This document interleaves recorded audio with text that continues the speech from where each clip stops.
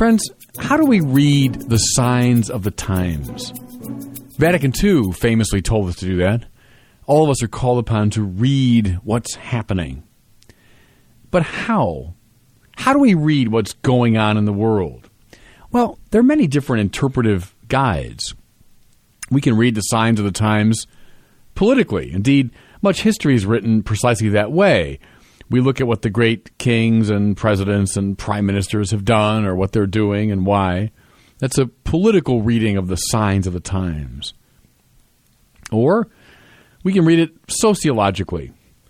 What are the great trends going on in the society? What's unfolding in the popular and high culture?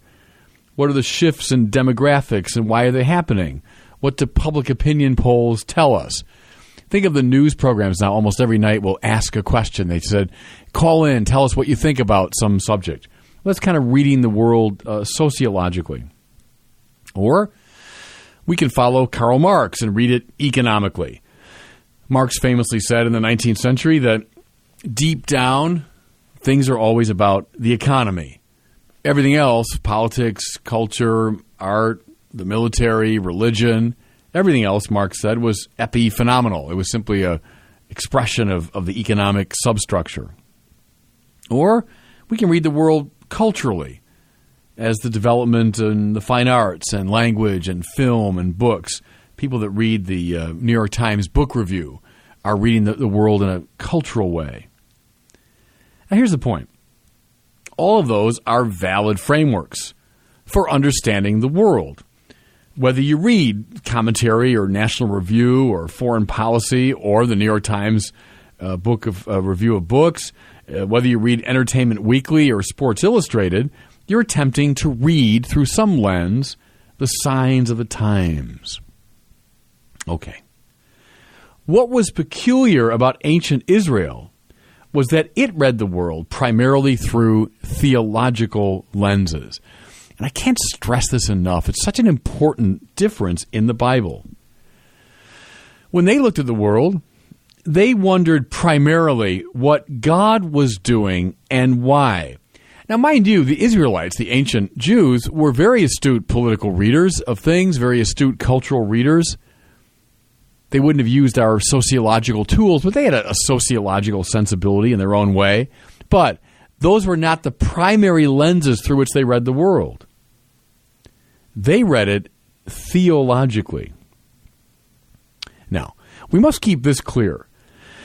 For the biblical authors, God's intervention or activity was never perceived as operating alongside of the other frameworks, but precisely through them and under them. You see what I mean here? It's not as though like, well, here's the political thing going on, there's the sociological thing, there's the cultural thing, oh, and there's the religious thing over there, as though it was one element among many. The biblical Jews believed that God was operating in and through and under all the other dimensions. Thomas Aquinas, my great theological hero, said that God is not a competing cause among many, but rather the cause of causes that undergirds and expresses itself precisely through all the finite modes of causality.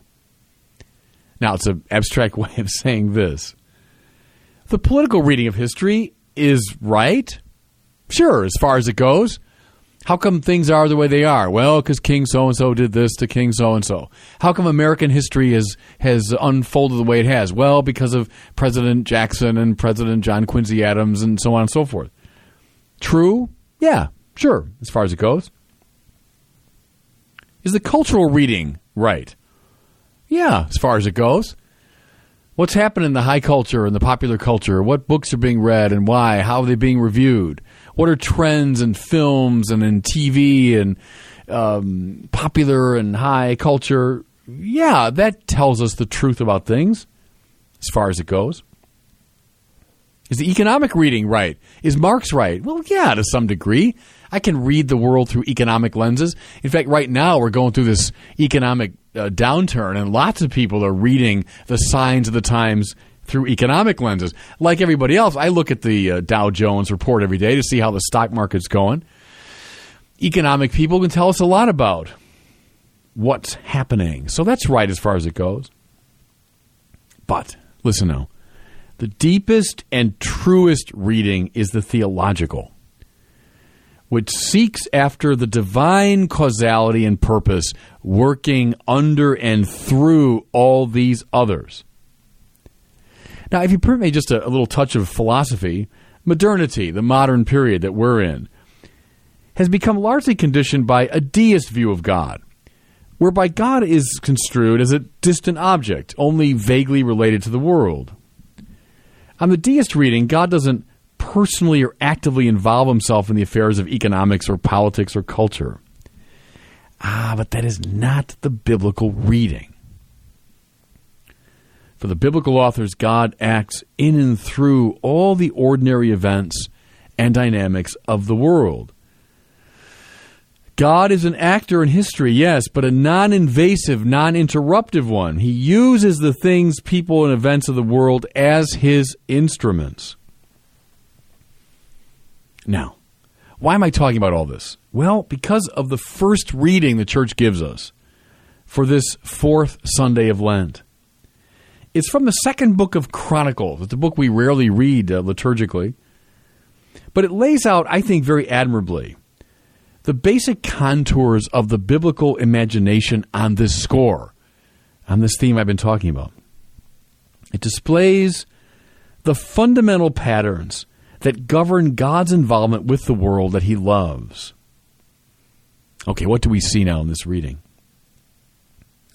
First, we are taught to read the signs of the times, morally, religiously, and in an Israel-centric way. That's to say, in terms of how Israel, God's people, is pleasing or displeasing to God. Now listen, here's what we hear in the reading. Quote, "The princes of Judah, the priests and the people added infidelity to infidelity, practicing all the abominations of the nations and polluting the Lord's temple." Now, that's a prophetic voice. That's somebody reading the signs of the times. What's he looking at? He's looking at Israel, God's chosen people, and he's trying to assess how well they are following the commands of the Lord, and more precisely, how they are worshiping the Lord in the temple.